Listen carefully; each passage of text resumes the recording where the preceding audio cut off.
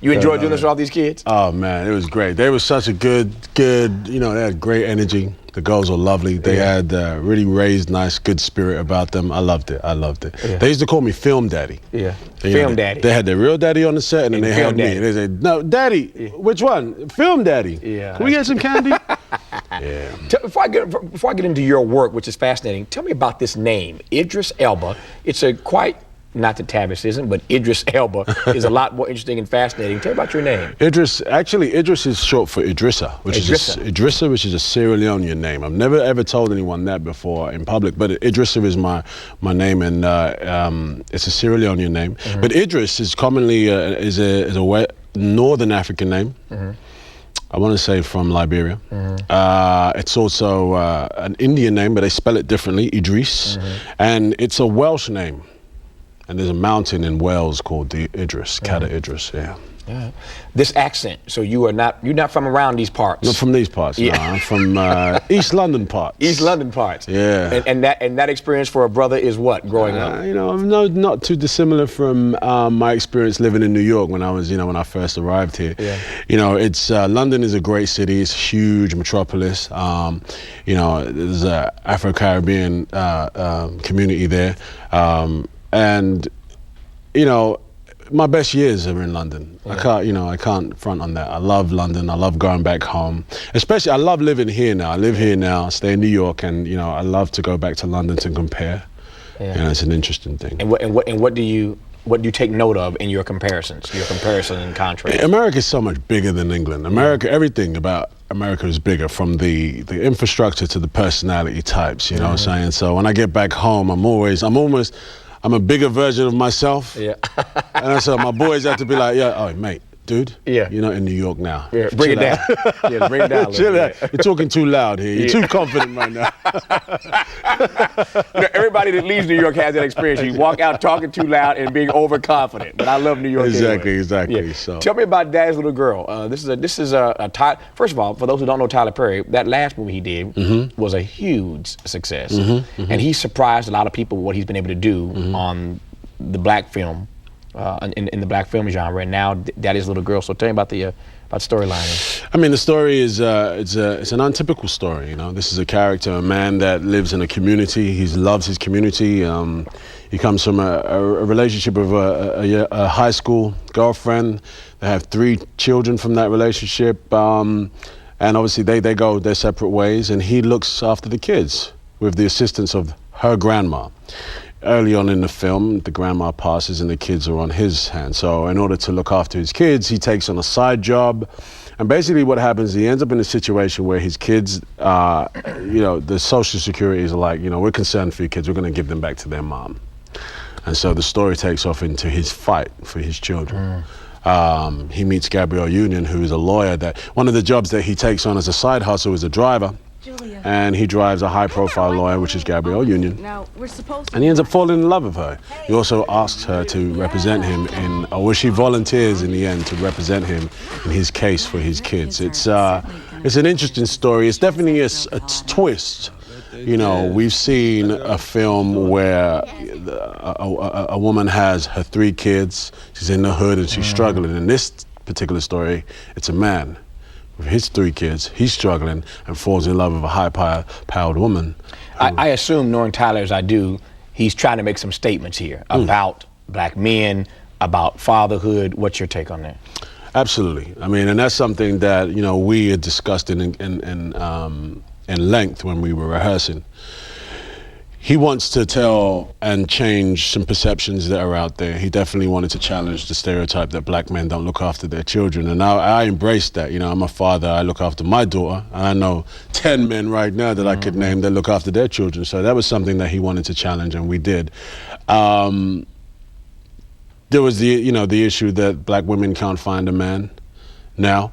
And Tyler raised that up, and that was, Gabrielle's point of view, her character's point of view, and that was a big part of the film. And then there was the kids, the children, what is it like to be raised in a single parent family? What's that like? What is that experience about? So there was definitely some, Tyler had some specific ideas he wanted to get out there. Yeah. Is this what you? I mean, you've done so many other characters in your career. Is this what you aspire to? This leading man role? Or do you like? And I ask that only because, not to put you on the spot, but do you aspire to the leading man role, or do you like this character acting thing? So from The Wire and other things, you've done that character thing as well. I aspire. I really enjoy being a character actor. Right. For sure. I think the leading man thing limits the type of roles I'm allowed to play, and also the type of you know. When people see me and understand me, and like I said, this is one of the first interviews that people are going to see me as me.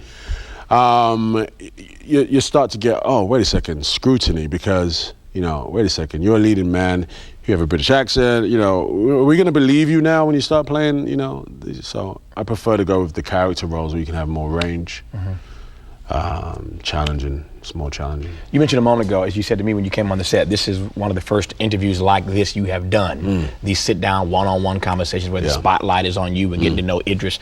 Does that make you uncomfortable? I mean, it's cool to be able to hide behind these characters that you play, and a lot of people prefer to stay there. And the movie theater makes you get out and sell these movies when you star in them. So I know Tyler made you show up today. Sell them tickets. I understand that, but that doesn't mean you're comfortable with it. You comfortable with this spotlight on? I'm a little bit uncomfortable with it. You're doing okay though. I mean, it's one of those things. Travis, you're a professional and you're a nice man, so you and I can have a conversation and look you in the eye. Sometimes, journalists become so impersonable. It's very difficult to be real, and I hate to be fake. So I rather step back and why don't we talk about the character? Why don't you look at the character and we could talk about that? When it comes to talking about Idris, I can't do it unless you and I can have a real conversation. Yeah. It's hard for me to be a product. Yeah. Like that. When did you know you wanted to do this acting thing? I mean, you're hanging out in London and... Yeah, I was like 12 years old, man, and it was a matinee of a Spider-Man movie, believe it or not. And it was in an area... So Spider-Man hooked you? Spider-Man? Okay. I'll take that. While all the other kids were climbing all over the seats, yeah, I was like, yo, I want to do that. Look at that. I was about 12 years old. And then, by the time I got to secondary school, the equivalent to high school, right, I had left school thinking and knowing that this is where I wanted to be. I had a music passion as well, but the acting seemed more realistic for me. Yeah. Music as in an artist? I was a DJ. Yeah. I was a DJ and still am, but I wanted to do radio. What do you mean still am? When do you do DJing now? Man, you're like acting and leading men roles. When do you find time to do the DJ man, thing? You'd be surprised. Yeah. Everybody wants to have a party here and there, so I fly around the country. You're serious? Yeah. And you still DJ? I still DJ, yeah. Wow. Yeah, I still do it. So it keeps my feet on the ground. All right, so I like that. So what's your hook? Every DJ does something, has his own style. What's the Idris hook? You know what? On the DJ front? when I was DJing, the thing about DJing, it's like riding a bike. And any DJ will tell you this: when you haven't done it for a while, okay, you're still good, but your connect with the audience isn't as on point. So the more you do it, the better you do it. Now, when I was DJing a lot in New York, my thing was I would be on the mic and the turntables at the same time. I like to talk to the crowd. Right. Kid Capri does that. He talks to the crowd. He gets them going. Capri. Yeah. But then it would depend on some. I used to do a lot of the bars in New York, the smaller bars, and it would. I could get to play every type of music, mix it up, and that was my little hook. Now, honestly, it's something that I do as fun. I enjoy it. Like I said, it keeps me connected to people because it don't matter what you're doing. I don't care if actor, athlete. If you say you DJing at my party, you better make me dance. And that's the truth, because if you're bad, people don't dance. You feel bad. That's the end of the party. So. See, who knew at the start of this conversation we get to know Idris Elba so well. So now he's a fine actor who you can see in Tyler Perry's new movie, Daddy's Little Girls. But more importantly, or as importantly, that the next time you're ready to get your groove on and have a party, you can book Driss, DJ Driss, to spin the records. Nice to meet you, man. Thanks, man. I'm glad to have you here. Right. That's our show for tonight. Catch me on the weekends on PRI, Public Radio International, our radio podcast available now at TavishTalkScott.com. I'll see you back here next time on PBS. Until then, good night from LA. Thanks for watching. Keep the faith. What you doing Saturday night? I'm gonna put you on my new mixtape now. You just gave me the drop. I need that.